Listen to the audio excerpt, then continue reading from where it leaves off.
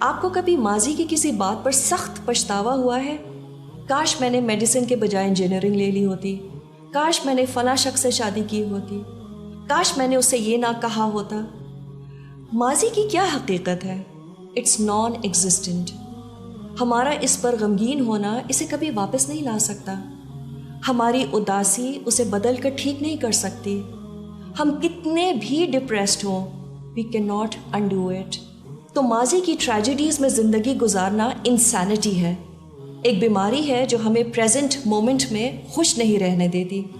یہ بالکل ایسے ہی ہے کہ ہم اس بات کی تمنا کریں کہ کاش سورج مغرب سے طلوع ہو جائے، یا کاش آنکھ سے نکلا یہ آنسو واپس آنکھ میں چلا جائے۔ So reading too much into the past is a waste of the present. On the other hand, how wise is it to pick fruits before they are ripe? آنے والے کل کی کیا حقیقت ہے؟ It is non-existent. It has no reality today. So why should you busy yourself with it? تو اہم چیز یہ ہے کہ آنے والا کل ہم آج دیکھ نہیں سکتے۔ یہ وہ پل ہے جو ہم تبھی پار کریں گے جب اس کے پاس پہنچیں گے، اور کیا پتا ہم اس تک پہنچیں گے بھی کہ نہیں۔ یہ پل شاید ہمارے پہنچنے سے پہلے ہی ٹوٹ جائے، اور ہاں یہ بھی ممکن ہے کہ ہم اس کو عافیت سے کراس بھی کر لیں۔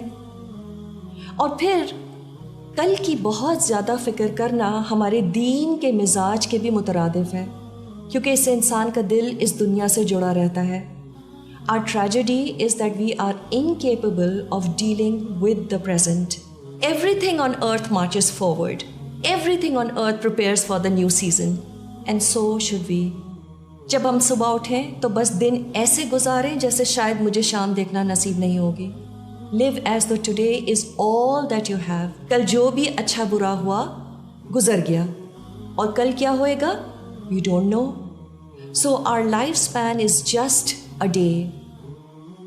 جیسے ہم آج ہی پیدا ہوئے ہیں اور دن کے اختتام پر ہم مر جائیں گے، تو اس سے نہ گزرے دن کی انگزائٹیز تنگ کریں گی اور نہ مستقبل کی uncertainties. And this is the cure for this problem, live for today.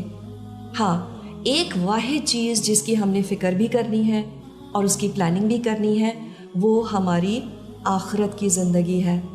تو آج میری نماز ایسی ہو جیسے یہ آخری نماز ہے۔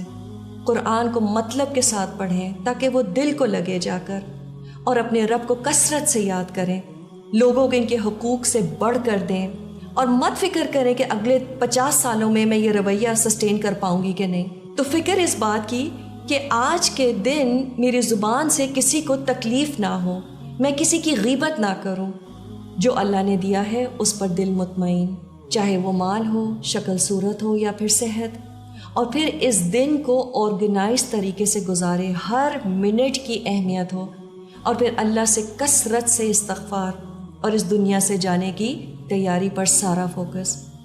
اس کے ساتھ ساتھ جو اللہ نے اس دنیا میں رزق دیا ہے، شوہر، بیوی، ماں باپ، دوست، گھر، یہ زندگی، اس پر خوش ہونا اور شکر ادا کرنا۔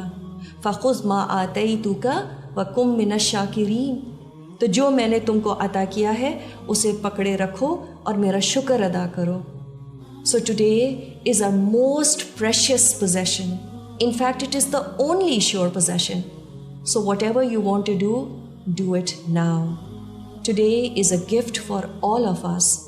اور اسی لیے شاید اس کو present کہا جاتا ہے۔